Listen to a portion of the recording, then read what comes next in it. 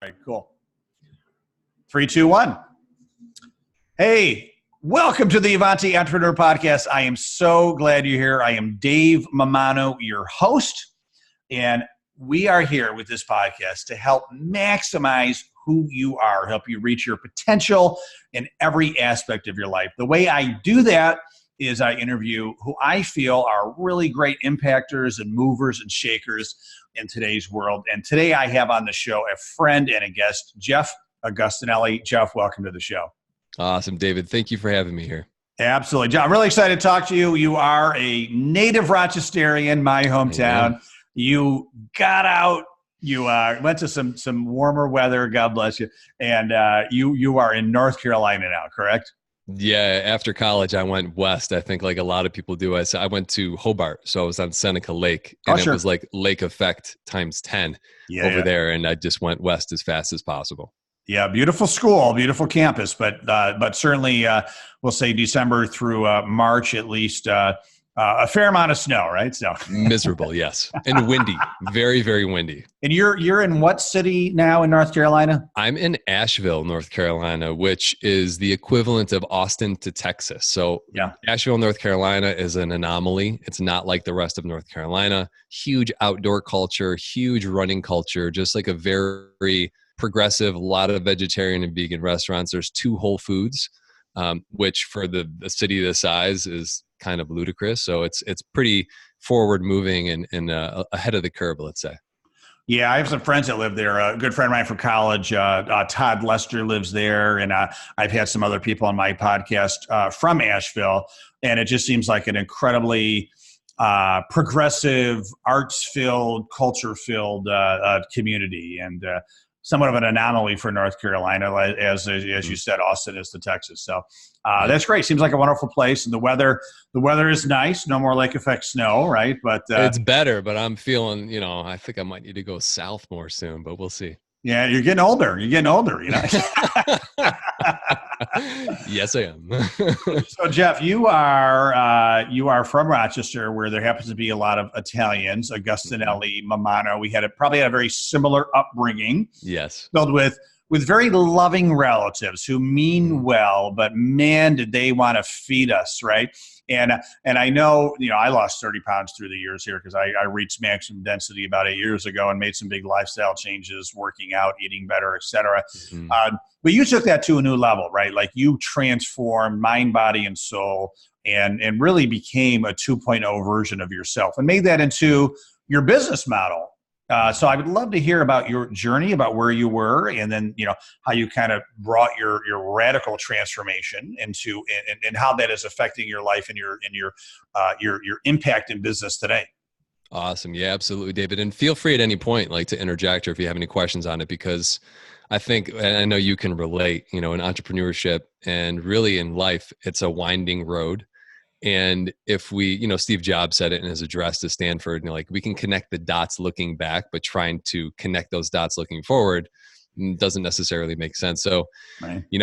My journey really began, as you said, I grew up in an Italian family, and the expectations are pretty high, at least in the family I grew up in. I went to Catholic school for 13 years. I have a great uncle who was actually canonized for sainthood. So as far as the structure in family was very structured. It was very strict, if you will, but it could be fun at times, but the expectations were high. So I was good at math and science, and naturally, if you're good at math and science, we'll go into medicine, makes good money. I liked helping people. I loved health. So my path originally was to be in medical school, and I was absolutely obsessed with the brain. So I wanted to go into neurosurgery, right? And just the way that the mind works and the way that the body comes in as well, always fascinated me how we're this complex organism, but it comes together and it just works, right? But what happened was one thing led to another. And I remember when I was sitting at my desk at my parents' house, studying for my MCAT, for the entrance exam for med school. And I had one of those kind of come to Jesus moments where I just heard this clear no. And it was almost like it came from somewhere. I was just like, no. And I thought to myself, what do you mean no? It's my versions of conversations with God. And there was definitely some F-bombs in there too, but it was like, they're like, what do you mean? No, like, are you kidding me? Like, what am I going to do instead? Right. And it was really at that moment where I entered what a friend of mine calls the space between stories. And it was leaving this old version of what I thought life had to be to really discover what life had in store for me. And Wow. it was so fascinating because like I said, I really was fascinated with the body and what produced health. I was a Division I lacrosse player in college. I was always an athlete, and I was always very physical. I feel like most of us have one way that we work things out in life, right? Like people who are highly physical, if they're having a challenge, they'll go and move their body and they'll get a new perspective. Some people may be highly intellectual, so they'll dive into some books and they'll get a new perspective on life, right? So for me, it's always been a physical thing. And in that moment, I was in this space now, like, all right, interesting. I get to figure out what's next. And it was such a weird winding road, but where I landed was in the realm of being a macrobiotic chef, right? So my cousin-in-law was diagnosed with stage 4 prostate cancer, and my cousin was preparing a diet for him at the time.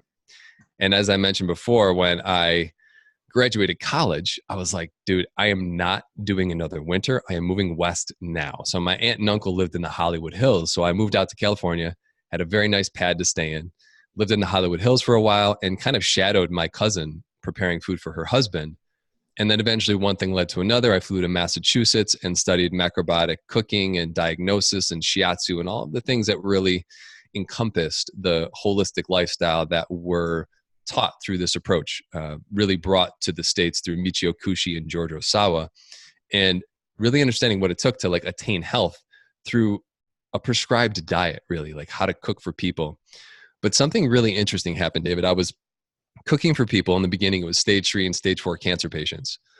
And I would be cooking this food, but I realized at one point that there was people who would have a seemingly similar condition manifested in the body, like a similar cancer or diabetes or something. But the difference was in how they approached life, how they woke up in the morning, their attitude, how they handled challenges and problems, how quick they were to anger, right? Or if they were using sarcasm throughout life, like things we know in the Italian culture, right? Like sarcasm, anger, those things are pretty hot and heavy, right? Yeah, So they're it's like pretty instant, right? they're prolific. It is the hot button. So through all of this, of course, I'm doing the stuff myself, right? Pre-macrobiotics, I was 195 pounds, very thick, a bodybuilder in athleticism, very cut. And now I'm 153 pounds. Wow. And I am training for a 50K, so a 31-mile race. I'm about 5'10" and a half. And you're 150? 153. Oh my God, I feel like a lard you know what right now. Okay, but go ahead. But that's all, it's all dictated by lifestyle. You know, it was one of those things when I was lifting weights and eating, 10 small meals a day of just protein. I remember I was at my aunt and uncle's house, and I was the night before I was going to the Kushi Institute where I studied macrobiotics. And I said, I'll never be a vegetarian or a vegan. Right. Because like, I was into my meat and body. Exactly. Everything I've said never to has been a very radical transformation very quickly and almost unwillingly, quote unquote. So God has a great sense of humor. He's like, oh yeah. He does. Yeah, absolutely. Like, oh really? Never? Let's find out. We'll see about that. Yeah. So, I mean, like, it was interesting because health and food and wellness through the physical means was really a gateway for me to craft a lifestyle that started to feed me really on a spiritual level, right? So I eat the way I eat, not because like I'm vegan, and I'm not vegan because I want to save animals. Like, I don't care how that sounds. Like, I'm not like a save the animals vegan dude. Like, I care about animals, but I'm not like, oh, I don't eat meat because like I want to save whatever. You have your own reasons.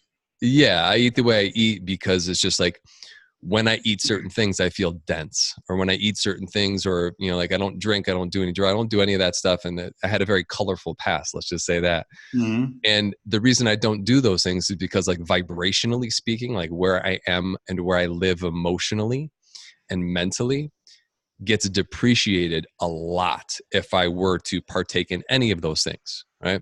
Yeah. So the lifestyle, and I bring this into business too, I call it grafting, right? Like, we can bring skills from life, skills from fitness, skills from training over into other areas because they're based on universal principles, right? Like you're a runner, right? You're training for a marathon, if I understand Yep. correctly. Correct. Yeah. And it's like those same things that you use to go beyond, right? On your build weeks, when you're going from one week to the next, to go from a 5-mile run for your base training to a 10-mile run for your long run one week, to a 12-mile run, to a 16-mile run, to an 18-mile run. Yeah. That's not just something you do. Right. It's something you do, and you have to overcome certain barriers, certain ways of thought, certain I can'ts or this is too hard. And most of the time, you have to push yourself beyond what you thought was possible. Mm. Same thing in business, right? It's like if you think you can only do, 4 figures a month and then 5 figures a month and then 6 figures a month, there's certain things you need to do to break those barriers. It doesn't just happen. There's a strategic way where you put yourself in the way of growth, right? Where that you are in line with becoming the person who goes from 4 to 5 to 6 figures per month.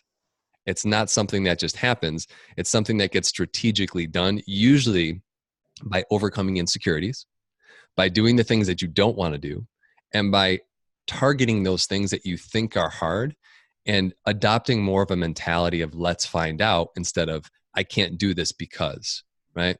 Removing conditions and adopting curiosity and being somewhat masochistic, right? It's like you're an entrepreneur, it's like we've failed so many times that for the average person, they would have given up years ago, right? But for us, it's like there's really no other way.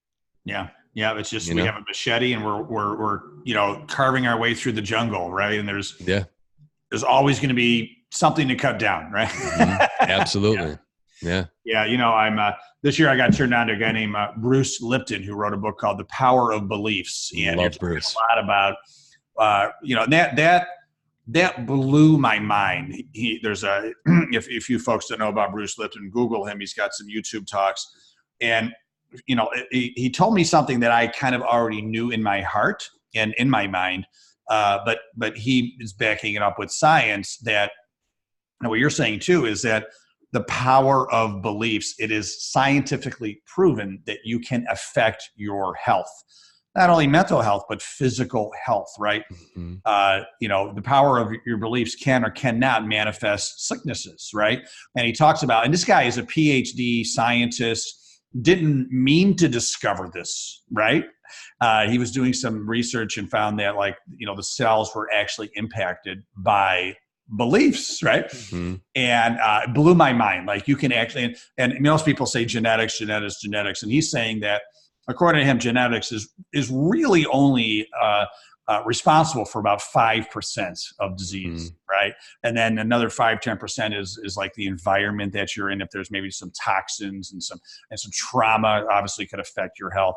But other than that, his research, and he's a PhD scientist, shows that the vast majority of health is affected by the power of our beliefs, what we tell ourselves every day. Mm-hmm. And I've always believed that, but it's nice to know it's backed up by science now, right? And this is what you're talking about, right? It's huge. And honestly, The Biology of Belief was the first book I read. I think it was right when it came out. I had Bruce Lipton on my podcast. It was amazing to chat with that guy. I'm trying to get him, and we went for Heisman. Ever. It was we'll talk after. Yeah. But his work was absolutely pivotal. And that's literally what I saw when I was cooking for people, right? It's like, I remember I worked for this one guy in New York, and he was an attorney in New York City. And I was going down to Columbus Station, and I was going down to Whole Foods, taking the subway from his place. And he was getting on the subway with me. And at the time, he was really far progressed in his cancer, and he was very emaciated. So he had very little weight on his body. It looked very frail. And there's also if you know about when people are close to the end, their skin or their tone, under their skin, they look gray. Mm-hmm. So he was looking almost very gray. And he was still getting on the subway to go to the office in a suit that looked like it was going to fall off of him. Just really, really too big because it used to fit him before he got sick. Mm-hmm. Barely holding on to his briefcase, still holding on to the beliefs that got him to where he is. Yeah. And I remember that moment. It's so etched in my mind. It was whoa, holy crap. That's the power of what we believe.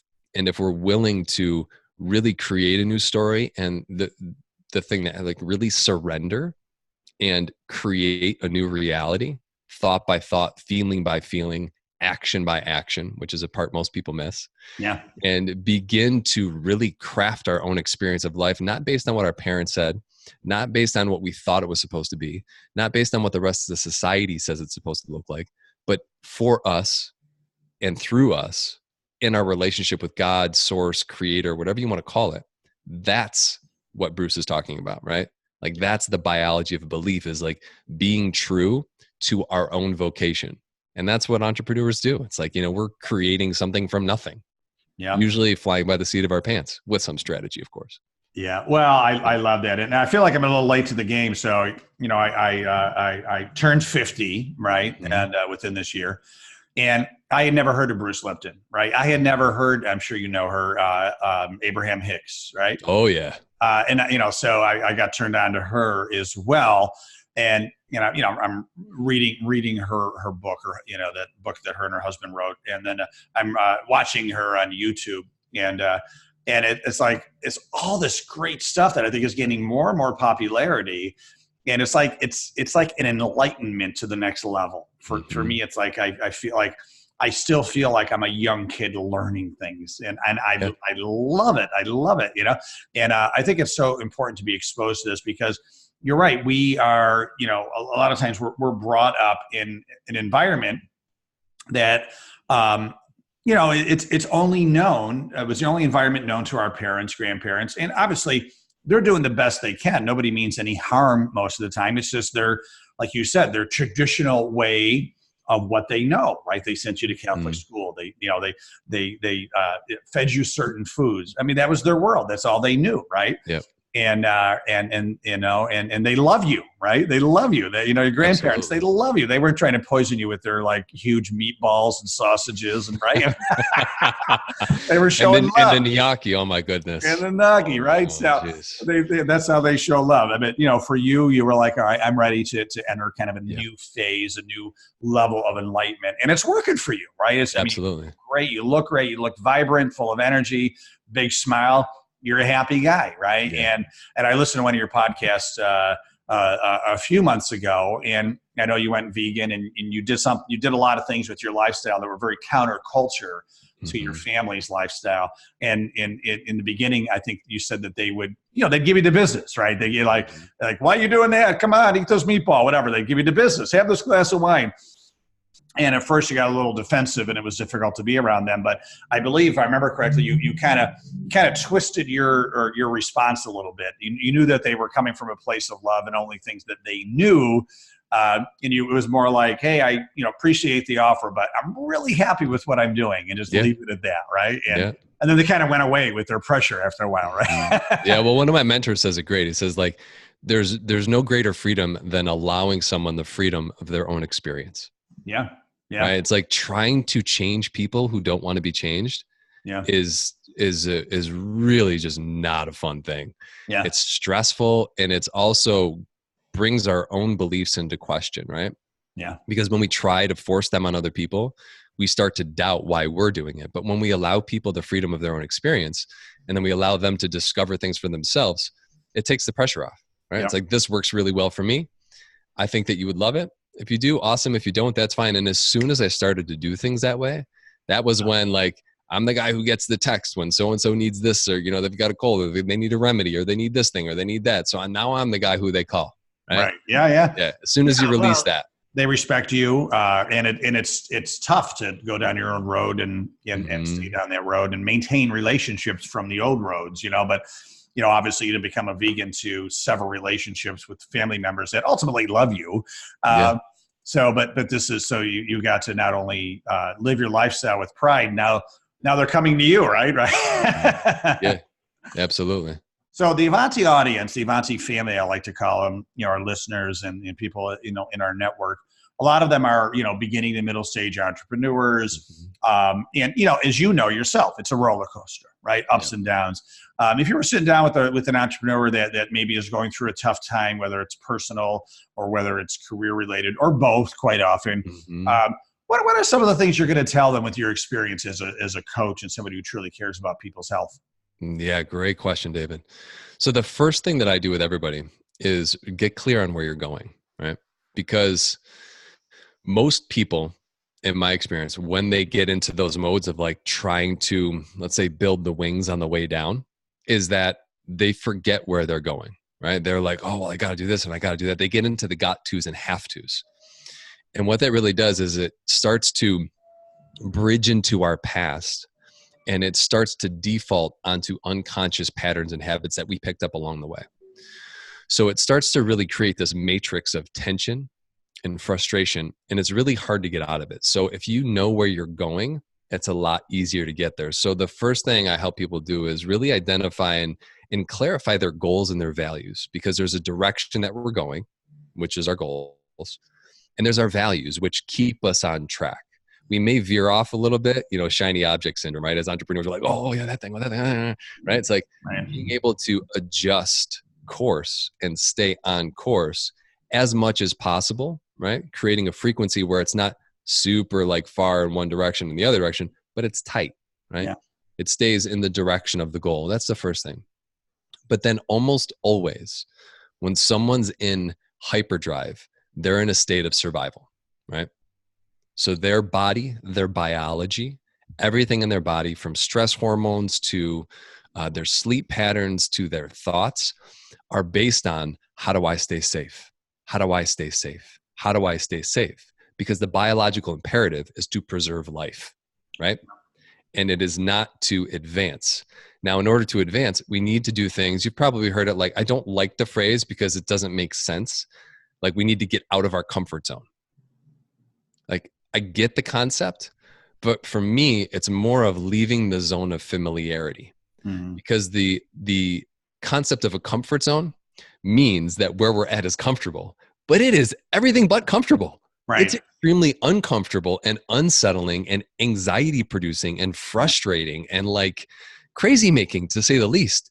So to put it in the context of, well, you got to leave your comfort zone. It's like, no, you've got to stop being in the old unproductive habits of being and do something different, which leads me to the next thing, is going, okay, if I'm doing the same thing every day, if I'm going to the same places, if I'm talking to the same people, if I'm having the same conversations, how can I create a new result? It doesn't work. Yeah. So the other thing I like to prescribe to people is like, do something out of your routine every day. Mm-hmm. Doesn't have to be extravagant, doesn't have to be crazy, but it's very, very, very, very simple. It's the same thing as if you drive the same way to and from work. You get in this unconscious automatic, which is good. That's why we have habits, because it relegates it from the conscious mind to the unconscious mind, so that we can do things without having to tie up, highly valuable bandwidth. So we don't have to consciously process every action. But the negative thing about it is that happens on the negative habit side, on the bad habit side, and on the good habit side. If we could do it more on the good habit side and cut out the bad habit side, we're in a good spot. So if you can start to engineer novelty, you'll start to have new ideas. You'll start to make new connections, and then you'll be able to bridge the gap and make use of the good habits that you have and start to notice the unproductive habits. Yeah. Right. So it becomes more of like collecting data instead of judging the process, because most likely if you're an entrepreneur and right now you're in a space of transition and you're trying to grow your business, or if you have a major life event. I know for me, like, I was at the end of a 10-year marriage 2 years ago. And that time of uncertainty was, especially for me, there was shame in there. There was guilt in there, because like my parents have been married, I'm 38, so like almost 40 years. Oh, they just had their anniversary. I think it was 39 years. Right. I'm funny with birthdays and anniversaries. But anyways, long story short is that there was an element in there of like, people don't get divorced. Mm-hmm. And I was like, oh, I had to get over those unproductive feelings, because you can't show up and produce sales if you're feeling shame. You can't show up and produce sales if you're feeling guilty. And you certainly can't serve clients if you're stuck in shame and guilt. So I know for me, navigating that huge transition had more to do with being able to come to peace with the past and being like, okay, it wasn't a failure. It was successful for these reasons. Being able to come to peace with the fact that like, okay, there's no accidents. Like God doesn't produce junk. Mm. And I have to believe on some level that this is perfect, because if it weren't, it wouldn't be happening. Yeah. So in order for me to come to that realization, I have to remove judgment. And the minute that I can remove judgment, I can get off of it has to be this way. And I can get into, if this were perfect, God, show me what's next. Yeah. And for me, it's not like guy in the sky God. Like that's not my belief system, but like the vernacular still works for me. But it's becomes more of a, especially in times of transition, it's very hard to see 3, 4, 5 steps ahead. Mm. So always focus on what's next. And this is very counterproductive by general means of like, let's say like standard business advice, like have the plan, have this year, 3 years, 5 years, whatever it is, and follow the plan. But it's like when you're in a time of transition, everything's up for grabs. And if you can engineer the state of being in the feminine and the masculine and letting one inform the other, then you can successfully take each step in faith and in trust and navigate successfully and come out the other side very successful. And I will say every time I've employed this personally and every time I've done this with clients, it has 100% of the time resulted in doubling my sales, either for the previous month or for the year to that date. Yeah. So, and for my clients as well, like doubling income, doubling sales, because what it does is it releases a whole bunch of crap. David Hawkins talks about this in one of his books, Letting Go, is that every emotion is attached to tens of thousands of thoughts. Mm. So if you look at, say, like positive psychology or any of the things that work in the realm of thought, it's like ping pong, right? It's like matching a positive thought for a negative thought. And you're constantly in this battle. But when you work at the level of emotion, you can really release so much stuff at once. And that's why there's an exponential effect. So when you start to release these heavy emotions like guilt and like shame and let's call it negative expectation, the movement forward, right? It's like drawing back the bow. The movement forward is so quick and so exponential that we often surprise ourselves. It's pretty exciting too. Like you could probably just sense it's just like, it's one of those things that's like when you can traverse that, you gain a new level of confidence that lets you know that like you're always supported no matter what, even when it looks like there's no way to win. I love it. I feel like that mic that you're holding right now, you need to drop that. That was phenomenal. That was phenomenal. Thank you. Hey, listen, we're, as I mentioned to you, I like to keep these about a half an hour just because of the attention span of the entrepreneur. Yes. Certainly, I'm guessing, and I know I do, I want to learn more about you and your lessons and continue to learn from you. Mm-hmm. Where do we go to do that? How can people connect with you more online and get in touch with you if need be? Yeah, absolutely. I'm on everything, Facebook, Instagram, and all that. But where you can find all of those links and information is if you go to my main website at jeffagostinelli.com. And to make it easy, I have it jeffa.co. And that goes right to the main website. That way you don't have to spell out Agostinelli. But there's a free workshop on there as well. If you're experiencing overwhelm. And what I help people do in those times of transition is really make use of them instead of being used by the transition. So how to really successfully navigate transitions and have more income quicker with less effort and more ease. So there's a free workshop there that you can check out. And also join me on Instagram, join me on Facebook. I'm always doing videos on Facebook. I'm always doing a lot of content. Same thing on Instagram. So those are the ways to catch up. I love it. I love it. I definitely want to talk to you more. So I'm going to go there. I'm going to take that workshop and we're going to continue to connect. I really appreciate it, Jeff. Awesome, David. All right. Thank you. Keep on doing what you're doing. Okay. You're doing great work. Thanks, buddy. Cheers. Yeah. And thank you, Avanti family. I'm honored and blessed by your time with Avanti and me as well. If you want to listen to this podcast again and hundreds of others and show notes, the whole works and information about our events and everything that we're doing, go to AvantiEntrepreneur.com. Everything is there to help you move forward, which Avanti means. So thank you so much, Jeff. Thanks again. Wish you continued massive success. Welcome. Thank you, everybody. Make sure you have a great day and stay awesome.